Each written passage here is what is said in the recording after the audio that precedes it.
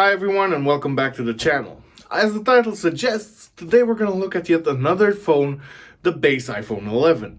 This has been my phone, my daily driver basically for the past 5-6 months, and I want us to take a look if it's still a good phone in 2021. The iPhone 11 is the only one that hasn't been discontinued by Apple. With the introduction of the 12 series, basically they just reduced the iPhone 11 in price by $100, so it now represents a solid mid-range among Apple's phones. Is this still a good phone today? Is it worth considering to buy either new from Apple or from your carrier, or even buy it used, slightly used in the used market? We'll try to answer that in this video. Also, the iPhone 11 was last year's best-selling phone. Full stop. Not just iPhone, but best-selling phone overall. So let's see if all those buyers were right or if they were wrong, and if you should actually consider spending your money on this phone. Just like we did in the 11 Pro Max video, this entire segment is filmed with the iPhone 11's normal camera and with the default camera app, filming at, I think, 4K, 24 frames per second, and also it's being recorded by the default mic in the phone. So I'm not using an external mic this time. Let's see how good you guys can hear me. Let me know in the comments below.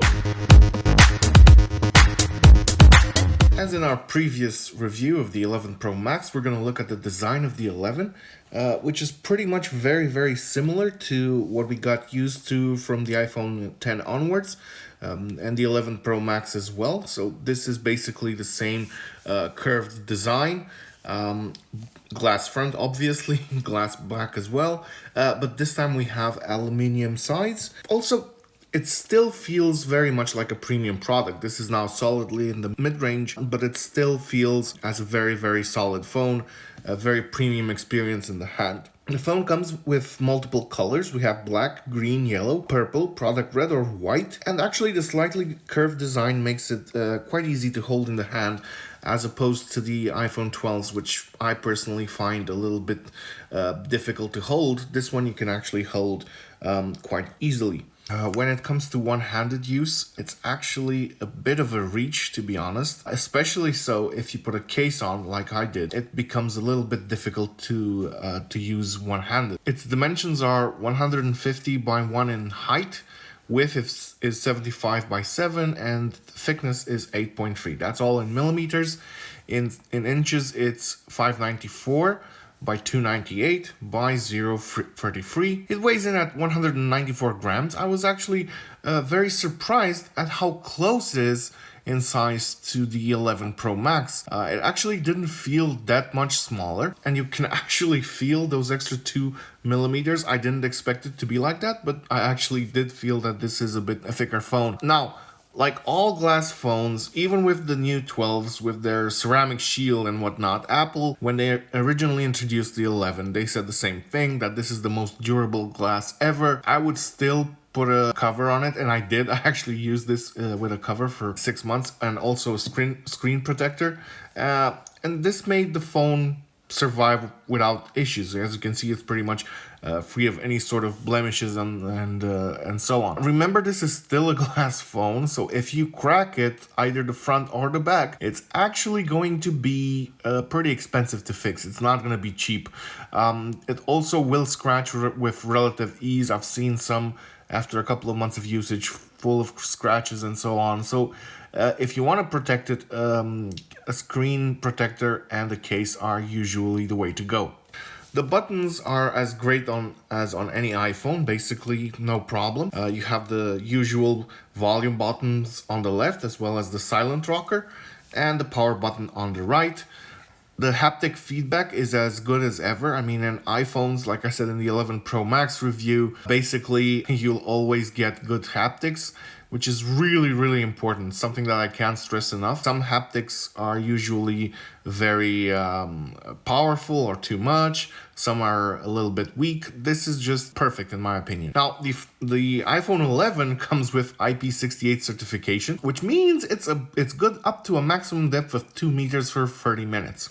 However, recently we had a bit of news as an iPhone 11 like this one was recovered from the bottom of Harrison Lake in British Columbia, Canada, where it had spent a total of 6 months on the bottom of the lake. The phone still turned on and it was actually returned to the owner. So the 11 seems to have a significantly higher water resistance than Apple credits it with, but still I wouldn't totally go swimming with it, and I wouldn't leave it on the bottom of lakes for a long time.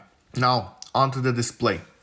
Well, I'm certain most of you remember all the negative press that the iPhone XR got back in 2018 when it was first announced. A $700 phone with a sub 1080p resolutions and 326 pixels per inch.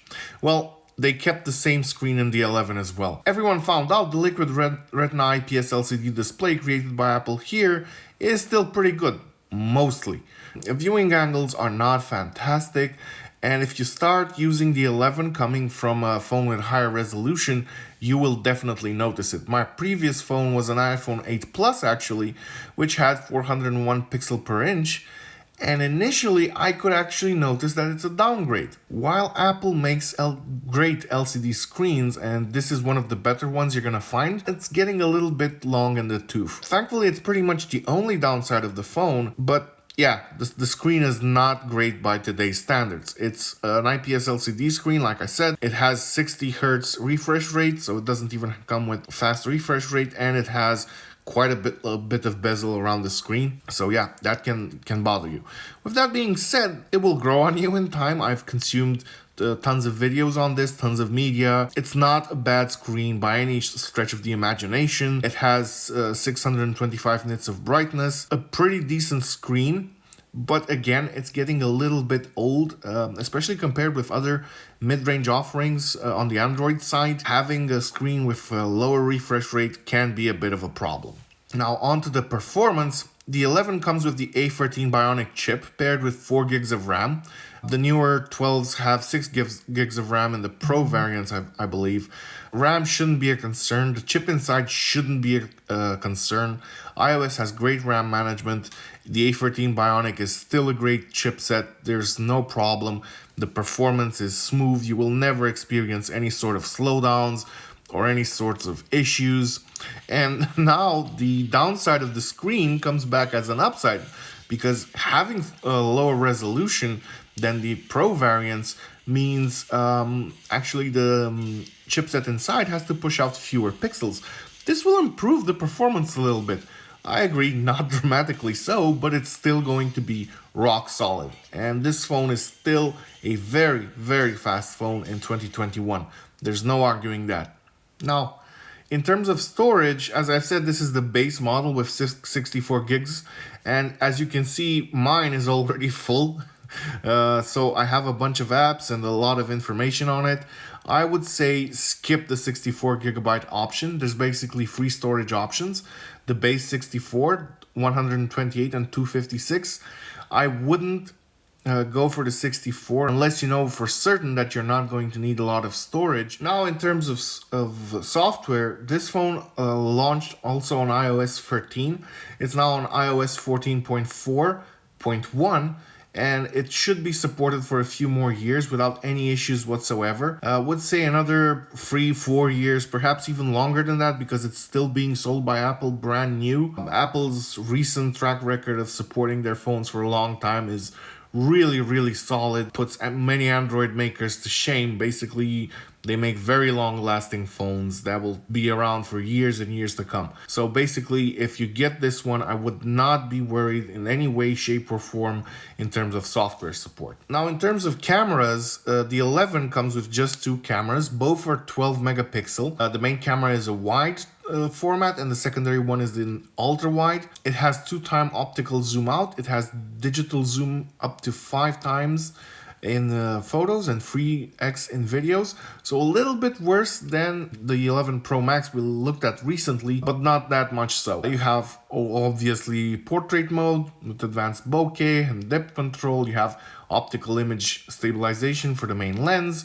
You can record 4K video at 24, 30, or 60 FPS. It has extended dynamic range. It has night mode, audio zoom, slow-mo support for 1080p at 120 FPS or 240 FPS. I would say this phone is pretty much on par with the 11 Pro Max in terms of camera quality, and that makes it top-notch even today. I'm sure the 12 has some improvements over it, but the phone still takes amazing photos, making it a great camera phone still today. And this is the selfie camera, which can shoot 4K at 60 FPS.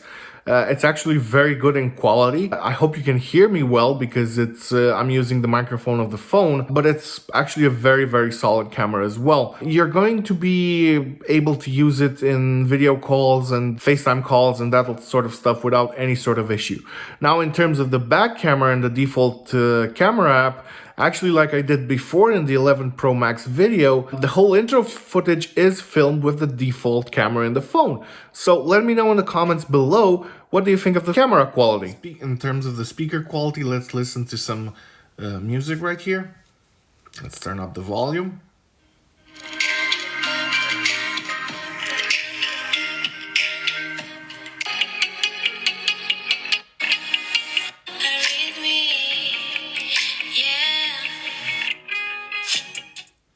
The phone basically has stereo speakers. It uses the headpiece here and also one speaker here in the lower grille. A lot of people are a bit confused. They think both are actually speakers. They're not. Just the one on the right is the speaker. Again, let's turn up the volume a little bit.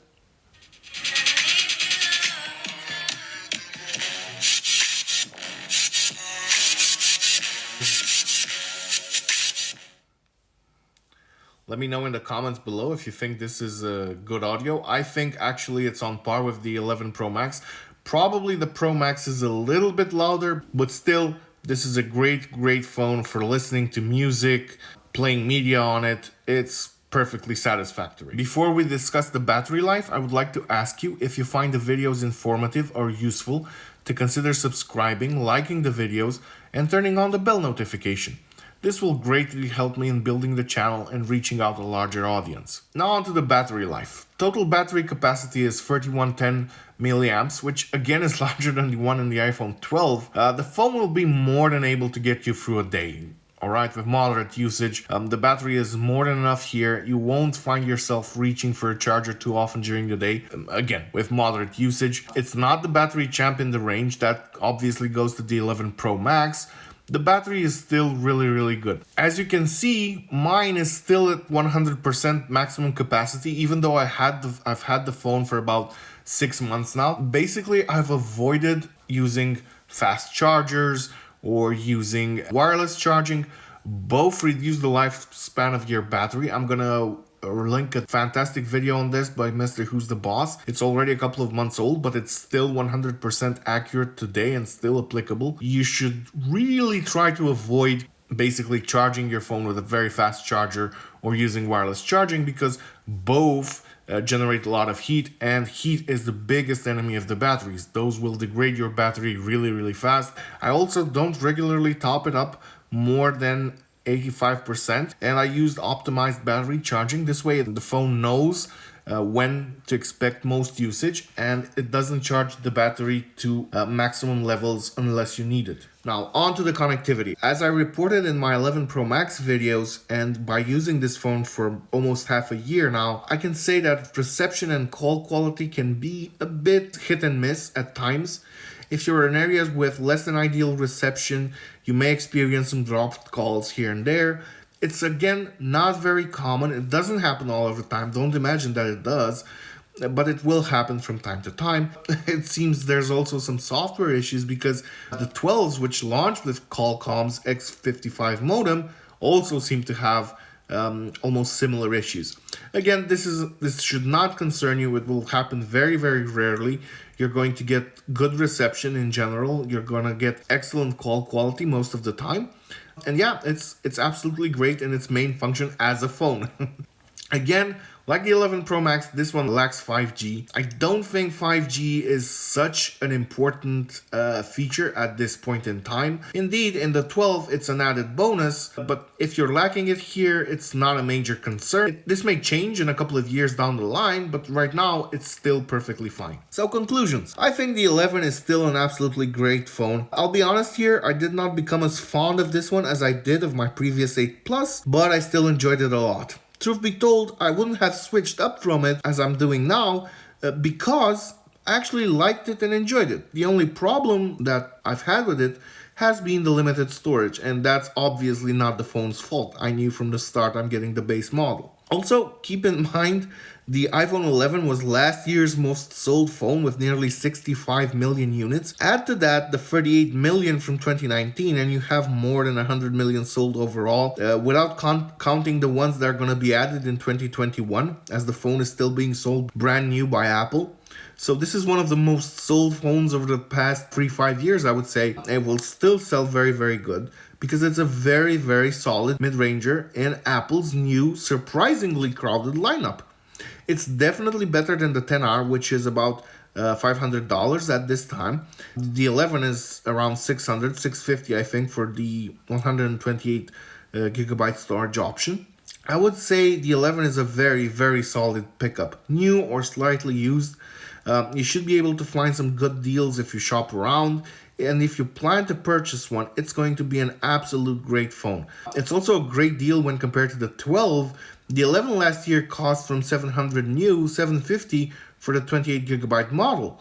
Well, that's now the price of the mini. The direct replacement, the normal 12, went up in price to $850. I would say that's because of the 5G and the OLED screen basically increasing the price. So long story short, the iPhone 11 is still a great phone in 2021. If you plan on buying one, you won't go wrong with it. If you plan to upgrade from it though, I would say maybe the 12 is a good enough upgrade at this point to warrant the price difference. And if you have the budget and fancy one, just go ahead, no problem. But again, remember, we're almost halfway through the life cycle of the 12. Apple usually launches iPhones in September. 2020 was different, obviously, because of the impact of the pandemic. But this year, with the aid of vaccination, Apple may actually return to a September launch event as we return to a more normal life. So I think if you've been holding out on the 11 until now and don't have a super solid reason to upgrade, I think you should be okay for another 6 months or so, until maybe the 12S or 13 or whatever they call it will come out. All in all, this is a great phone, has been for me from the day one that I've used it,